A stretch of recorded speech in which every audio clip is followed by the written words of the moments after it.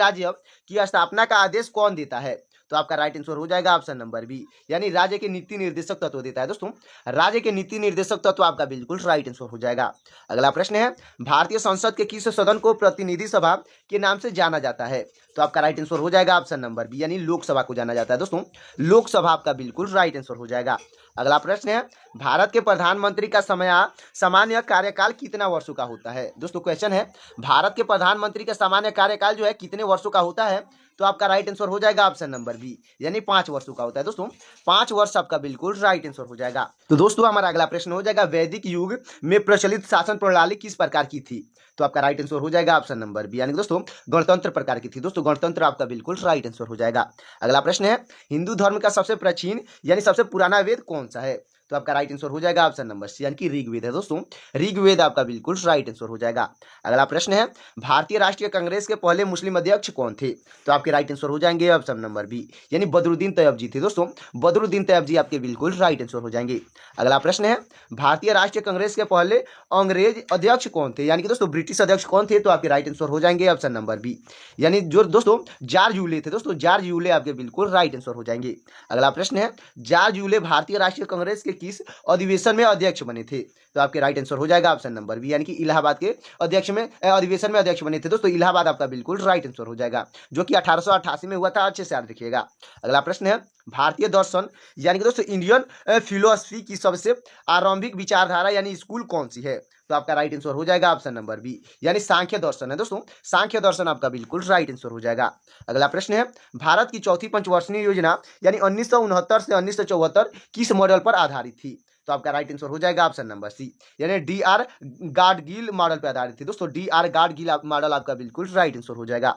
अगला प्रश्न है, पंचवर्षीय योजना का मौजूदा तैयार करने के लिए योजना आयोग यानी कि प्लानिंग कमीशन की स्थापना कब की गई थी? तो आपका राइट आंसर हो जाएगा ऑप्शन नंबर बी, यानी कि 1950 में की गई थी। दोस्तों 1950 आपका बिल्कुल राइट आंसर हो जाएगा।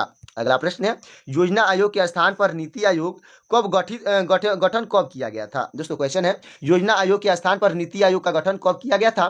तो आपका राइट आंसर हो जाएगा ऑप्शन नंबर बी, यानी 1 जनवरी 2015 में किया गया था। दोस्तों 1 जनवरी 2015 आपका बिल्कुल राइट आंसर हो जाएगा। अगला प्रश्न है, ऋग वैदिक युग में निम्नलिखित में से कौन सी दस्तकारी प्रचलन में नहीं थी? तो आपका राइट आंसर हो जाएगा ऑप्शन नंबर बी, यानी लोहारगिरी नहीं थी। दोस्तों लोहारगिरी आपका बिल्कुल राइट आंसर हो जाएगा। अगला प्रश्न है, भारतीय राष्ट्रीय कांग्रेस के पहले अधिवेशन की अध्यक्षता किसने की थी? दोस्तों पहली कांग्रेस अधिवेशन की अध्यक्षता किसने की थी? तो आपके राइट आंसर हो जाएंगे ऑप्शन नंबर सी, यानी व्योमेश चंद्र बनर्जी ने की थी। दोस्तों व्योमेश चंद्र बनर्जी आपके बिल्कुल राइट आंसर हो जाएंगे। अगला प्रश्न है, किसी भारतीय नेता ने भारतीय राष्ट्रीय कांग्रेस के गठन का विरोध किया था और इसमें शामिल नहीं हुए थे? तो आपके राइट आंसर हो जाएंगे दोस्तों ऑप्शन नंबर बी, यानी सर सैयद अहमद खान थे। दोस्तों सर सैयद अहमद खान आपके बिल्कुल राइट आंसर हो जाएंगे। तो दोस्तों चलते हैं अगले प्रश्न की ओर। तो हमारा अगला प्रश्न है, भारतीय राष्ट्रीय कांग्रेस के दूसरे अधिवेशन की अध्यक्षता किसने की थी? तो आपके राइट आंसर हो जाएंगे ऑप्शन नंबर बी, यानी कि दादा भाई नौरोजी ने की थी। दोस्तों दादा भाई नौरोजी आपके बिल्कुल राइट आंसर हो जाएंगे। अगला प्रश्न है, संस्कृत व्याकरण की प्रसिद्ध पुस्तक अष्टाध्यायी के रचनाकार कौन थे? तो आपके राइट आंसर हो जाएंगे ऑप्शन नंबर सी, यानी कि पाणिनि थे। दोस्तों पाणिनि आपके बिल्कुल राइट आंसर हो जाएंगे। अगला प्रश्न है, भारतीय धर्म शास्त्रों में सबसे प्राचीन यानी कि सबसे पुरान स्मृति कौन सी मानी जाती है? तो आपका राइट आंसर हो जाएगा दोस्तों ऑप्शन नंबर सी, यानी कि मनु स्मृति मानी जाती है। दोस्तों मनु स्मृति आपका बिल्कुल राइट आंसर हो जाएगा। अगला प्रश्न है, भारतीय राष्ट्रीय कांग्रेस की स्थापना के समय पहले अधिवेशन में कितने प्रतिनिधित्व भाग लिया था? तो आपका राइट आंसर हो जाएगा ऑप्शन नंबर सी, यानी कि 72 प्रतिनिधित्व भाग लिए थे। दोस्तों 72 आपका बिल्कुल राइट आंसर हो जाएगा। अगला प्रश्न है, भारतीय राष्ट्रीय कांग्रेस की स्थापना के समय भारत का वायसराय कौन था? तो आपका राइट आंसर हो जाएगा ऑप्शन नंबर सी, यानी कि लॉर्ड डफरिन था। दोस्तों लॉर्ड डफरिन आपका बिल्कुल राइट आंसर हो जाएगा। अगला प्रश्न है, भारतीय राष्ट्रीय कांग्रेस के संस्थापक यानी फाउंडर कौन थे? तो आपके राइट आंसर हो जाएंगे ऑप्शन नंबर बी, यानी कि ए.ओ. हयूम थे। दोस्तों ए.ओ. हयूम आपके बिल्कुल राइट आंसर हो जाएंगे।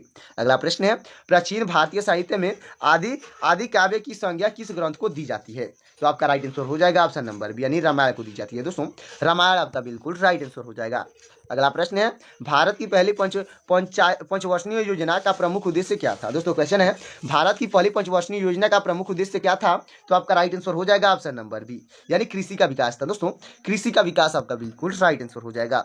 अगला प्रश्न है, भारत की दूसरी पंचवर्षीय योजना किस मॉडल पर आधारित थी? तो आपका राइट आंसर हो जाएगा ऑप्शन नंबर बी, यानी कि पीसी महानोविस मॉडल पर आधारित थी। दोस्तों पीसी महालनोविस आपका बिल्कुल राइट आंसर हो जाएगा। अगला प्रश्न है हमारा, भारत की तीसरी पंचवर्षीय योजना का प्रमुख उद्देश्य क्या था? तो आपका राइट आंसर हो जाएगा ऑप्शन नंबर सी, यानी कि आत्मनिर्भरता और स्वयं स्वपूर्त विकास था। दोस्तों, आत्मनिर्भरता और स्वतः स्फूर्त विकास आपका बिल्कुल राइट आंसर हो जाएगा। दोस्तों, हमारा अगला प्रश्न हो जाएगा, 18 पुराणों में सबसे प्राचीन पुराण कौन सा है? तो आपका राइट आंसर हो जाएगा दोस्तों ऑप्शन नंबर सी, यानी कि मत्स्य पुराण है। दोस्तों, मत्स्य पुराण आपका बिल्कुल राइट आंसर हो जाएगा। अगला प्रश्न है, भारतीय राष्ट्रीय कांग्रेस की स्थापना कब हुई थी? तो आपका राइट आंसर हो जाएगा ऑप्शन नंबर बी, यानी कि 1885 में हुई थी। दोस्तों, 1885 आपका बिल्कुल राइट आंसर हो जाएगा। अगला प्रश्न है, भारतीय राष्ट्रीय कांग्रेस की स्थापना किस शहर में हुई थी? तो आपका राइट आंसर हो जाएगा ऑप्शन नंबर सी, यानी कि मुंबई में हुई थी। दोस्तों, मुंबई आपका बिल्कुल राइट आंसर हो जाएगा। अगला प्रश्न है, भारतीय संविधान में राज्य की परिभाषा मुख्य रूप से किस अनुच्छेद में दी गई है? तो आपका राइट आंसर हो जाएगा आपसे ऑप्शन नंबर सी, यानी कि अनुच्छेद 12 में दी गई है। दोस्तों, अनुच्छेद 12 आपका बिल्कुल राइट आंसर हो जाएगा। अगला प्रश्न है, भारतीय संविधान का कौन सा भाग कुछ वर्गों से संबंधित में विशेष उपबंध से संबंधित है? तो आपका राइट आंसर हो जाएगा ऑप्शन नंबर ए, यानी कि भाग 16 में है। दोस्तों, भाग 16 आपका बिल्कुल राइट आंसर हो जाएगा। दोस्तों, हमारा अगला प्रश्न हो जाएगा, भारतीय संघीय प्रणाली मोटे तौर पर किस देश के मॉडल पर आधारित है? तो आपका राइट आंसर हो जाएगा ऑप्शन नंबर बी, यानी कि कनाडाई मॉडल पर आधारित है। दोस्तों, कनाडाई मॉडल आपका बिल्कुल राइट आंसर हो जाएगा। अगला प्रश्न है, ऋग्वेद में सबसे पवित्र और पूजनीय नदी किसे माना जाता है? तो आपका राइट आंसर हो जाएगा दोस्तों ऑप्शन नंबर सी, यानी कि सरस्वती नदी को माना जाता है। दोस्तों, सरस्वती नदी आपका बिल्कुल राइट आंसर हो जाएगा। अगला प्रश्न है, वैदिक समाज की आधारभूत इकाई क्या है? तो आपका राइट आंसर हो जाएगा ऑप्शन नंबर बी, यानी दोस्तों कुल यानी कुटुंब है। दोस्तों, कुल कुटुंब आपका बिल्कुल राइट आंसर हो जाएगा। अगला प्रश्न है, अल्ला रिपू शब्द किस भारतीय शास्त्रीय नृत्य की प्रस्तुति का एक प्रारंभिक भाग है? तो आपका राइट आंसर हो जाएगा ऑप्शन नंबर बी, यानी भारतनाट्यम का है। दोस्तों, भारतनाट्यम का एक भाग है, तो भारतनाट्यम आपका बिल्कुल राइट आंसर हो जाएगा। अगला प्रश्न है, सबल चोंगा लोक नृत्य मुख्य रूप से किस राज्य से संबंधित है? तो आपका राइट आंसर हो जाएगा दोस्तों ऑप्शन नंबर, यानी मणिपुर से संबंधित है। दोस्तों, मणिपुर आपका बिल्कुल राइट आंसर हो जाएगा। अगला प्रश्न है, नाटी लोक नृत्य भारत के किस राज्य में प्रसिद्ध है? तो आपका राइट आंसर हो जाएगा दोस्तों ऑप्शन नंबर बी, यानी हिमाचल प्रदेश में प्रसिद्ध है। दोस्तों, हिमाचल प्रदेश आपका बिल्कुल राइट आंसर हो जाएगा। अगला प्रश्न है, ऋग्वैदिक युग की सबसे प्राचीनतम जनसंख्या वाला संस्थान कौन सा है? दोस्तों, ऋग्वैदिक काल की सबसे प्राचीनतम यानी पुरानी जनसभा वाला संस्था कौन सा है? तो आपका राइट आंसर हो जाएगा ऑप्शन नंबर सी, यानी विदित है। दोस्तों, विदत आपका बिल्कुल राइट आंसर हो जाएगा। अगला प्रश्न है, उपनिषद काल में राजा अश्वपति किस क्षेत्र के शासक थे? तो आपके राइट आंसर हो जाएंगे दोस्तों ऑप्शन नंबर बी, यानी केकया के शासन थे। दोस्तों, केकया आपका बिल्कुल राइट आंसर हो जाएगा। अगला प्रश्न है, भारतीय संविधान के किस अनुच्छेद में अस्पृश्यता का उन्मूलन का प्रावधान है? तो आपका राइट आंसर हो जाएगा ऑप्शन नंबर सी, यानी कि अनुच्छेद 17 में है। दोस्तों, अनुच्छेद 17 आपका बिल्कुल राइट आंसर हो जाएगा। अगला प्रश्न है, भारतीय संविधान के किस अनुच्छेद में धार्मिक स्वतंत्रता का अधिकार शामिल है? तो आपका राइट आंसर हो जाएगा ऑप्शन नंबर बी, यानी कि अनुच्छेद 25 में शामिल है। दोस्तों,